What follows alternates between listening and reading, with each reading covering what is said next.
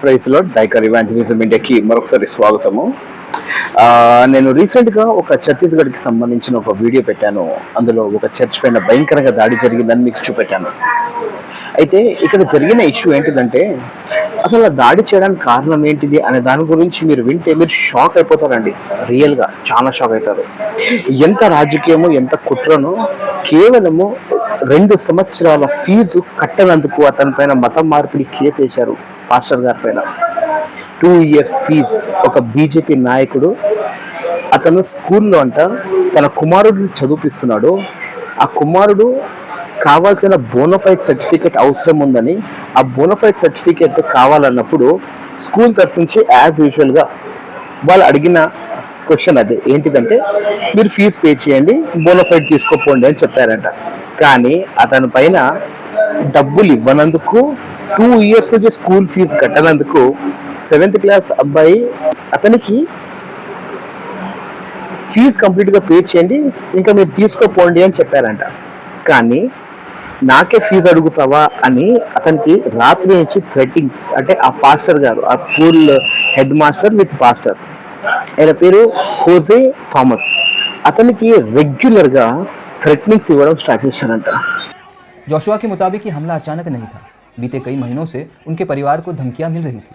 आरोप लगाए जा रहे थे कि वो जबरन लोगों का धर्म परिवर्तन करवा रहे हैं। हालांकि कोई ठोस शिकायत न पुलिस के पास है न किसी कोर्ट में। इसके बावजूद धमकियों का सिलसिला जारी था। जोशुआ ने बताया कि एक यूट्यूबर ने उनसे 1 लाख रुपए की भी मांग की, इस शर्त पर कि वह उनके खिलाफ वीडियो नहीं बनाएगा। దీంతో పాటు ఆ వ్యక్తి థ్రెటనింగ్తో పాటు వాళ్ళకు సంబంధించిన కొన్ని రిలీజియస్ ఆర్గనైజేషన్ కి సంబంధించిన వాళ్ళతో టైఅప్ అయ్యి రెగ్యులర్గా బెదిరింపులు చేయడం స్టార్ట్ అయ్యాడు. స్కూల్లో మత మార్పిడి చేస్తున్నారని ఒక ఆరోపణతో అతని పైన ఒక ఫేక్ న్యూస్ క్రియేట్ చేయడం జరిగింది. సరే, ఇక్కడ వరకు బాగానే ఉంది. అక్కడ కూడా మా పాస్టర్ థామస్ గారు ఎక్కడ తగ్గలేదు. దీని తర్వాత ఏం చేశారంటే, రన్నింగ్ చర్చిలో మత మార్పిడి జరుగుతుందని ఆ చర్చిలో వచ్చి దాడి చేయడం జరిగింది. ఈ దాడి అయిన తర్వాత పోలీసు వాళ్ళు వచ్చారు, మ్యాటర్ని సాల్వ్ చేయడానికి ట్రై చేశారు. కానీ పోలీసు వాళ్ళు ఏమంటున్నారు తెలుసా, మీరు మీ స్టేట్మెంట్ మార్చుకోండి, వాళ్ళు ఏం దాడి చేయలేదు, వాళ్ళు ఇక్కడ ఏదో సీరియస్ కన్వర్షన్ జరుగుతుందని, మీరే ఉట్టి రైడ్ చేయడానికి వచ్చారని పోలీసు వాళ్ళు చెప్పమని చెప్తున్నారంట. सबसे चिंताजनक बात यह है कि पुलिस ने चर्च का सीसीटीवी फुटेज तो जब्त कर लिया, लेकिन अब तक उसे सार्वजनिक नहीं किया गया। जो वीडियो घटना के समय रिकॉर्ड हुए थे वही अब तक एकमात्र सबूत है। जोशुआ का कहना है कि पुलिस ने कई चर्च के सदस्यों को बुलाकर जबरदस्ती बयान बदलवाने की कोशिश की, ताकि उन्हें जबरन धर्मांतरण का दोषी ठहराया जा सके। ఎంత దారుణంగా ఉందో మీరు ఆలోచించుకోండి. ఈ ఛత్తీస్గఢ్కి సంబంధించిన పోలీసు వాళ్ళు, ఈ డబుల్ ఇంజన్ సర్కార్లో ఉన్న పోలీసు వాళ్ళు. ఇదే కాకుండా ఎప్పుడైతే ఆ పోలీస్ వాళ్ళ నుండి సరైన రెస్పాన్స్ రానప్పుడు వీళ్ళు కోర్టుకి వెళ్ళారు, ఒక లాయర్ని తీసుకొని వెళ్ళారు. 200 పీపుల్, ఒక మతానికి సంబంధించిన ఆర్గనైజేషన్స్ వాళ్ళు వచ్చి పాస్టర్ గారికి, పాస్టర్తో పాటు ఉన్న లాయర్ ఎవరైతే ఉన్నారో అతన్ని కూడా భయంకరంగా బెదిరించారంట. कोर्ट की सुरक्षा की उम्मीद लेकर जब परिवार न्याय के लिए पहुंचा तो वहां भी भीड़ थी। जोशुआ ने बताया कि 200 से ज़्यादा लोग कोर्ट के बाहर जमा थे, जिन्होंने न सिर्फ उन्हें बल्कि उनके वकील को भी घेर लिया और धमकाया। वो कोर्ट तक नहीं पहुंच सके। దాంతో పాస్టర్ గారు కుమారుడు ఎవరైతే ఉన్నారో అతను ఇల్లు వదిలేసి పారిపోయి, ఇంకా అతను ఎక్కడున్నాడో అనేది ఎవరికి తెలియదు, but he's in a safe place. అదే కాకుండా ఆ ప్రాంతంలో ఉన్న చర్చెస్ ఏదైతే ఉన్నాయో ఆ చర్చిలను కూడా ఆ రోజు క్లోజ్ చేయడం అనేది జరిగింది.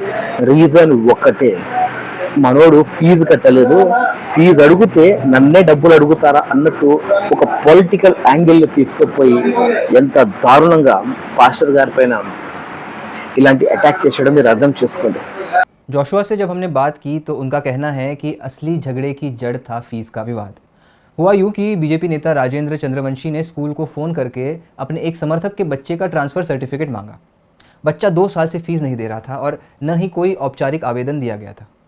स्कूल ने जब सर्टिफिकेट देने से इनकार किया तो दबाव बढ़ने लगा। परिवार का दावा है कि इसके बाद उन्हें डराने धमकाने की मुहिम शुरू हुई। कभी फिरौती जैसी मांग, जैसे 1 लाख रुपए दो तो धर्मांतरण वाली कहानी दबा दी जाएगी, तो कभी मीडिया के जरिए बदनामी करने की कोशिश।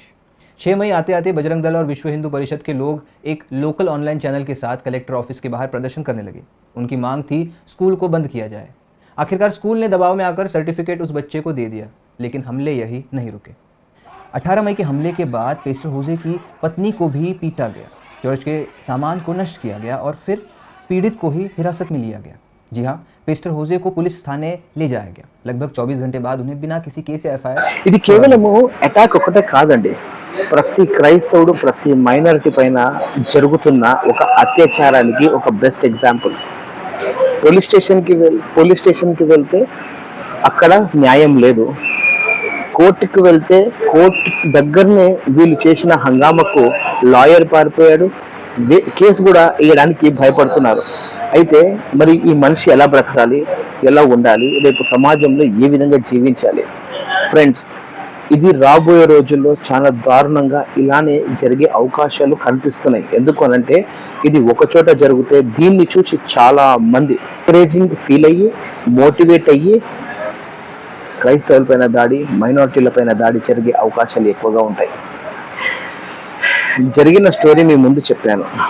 కావాలంటే పాస్టర్ గారు ఏం మాట్లాడారో అదే విధంగా వైర్ అనే ఒక పెద్ద news channel, independent news channel, ఎక్కడ కూడా బయాస్ లేకుండా వీళ్ళు మాట్లాడతారు. అలాంటి ఛానల్లో కూడా దీని గురించి ప్రస్తావించడం జరిగింది. నేను 2 క్లిప్పులు అప్పుడప్పుడు మధ్య మధ్యలో ప్లే చేసి చూపెడతాను. మీరు ఒకసారి దీన్ని చూసి మీ అభిప్రాయం ఏంటిదో మాకు చెప్పండి. Okay, God bless you all, have a great day. This school is a very reputed school in entire district and also the Chhattisgarh state. On the 18th May, Sunday, we were worshipping the church. Near about 11:40, more than 80 to 100 people entered in the church with Jai Shri Ram slogans. The mainly Rajkumar Yadav, he is the leader of the RSS. Sojo Singh Thakur, Sagar Sahu, they are Bajrang Dal leaders. Ragesh Sahu, then Ragesh Yadu, Harsh Yadu, Ragesh Sinha. Like that, many people, youngsters entered in the church. Unnecessarily, they started to abusing and they start disturbing the Sunday worship. After getting bail, near about 10:30, I was trying to move to outside. Myself and some of my people, they are near to the gate, so we could see many of the Bajangal people are standing outside of the gate to beat me.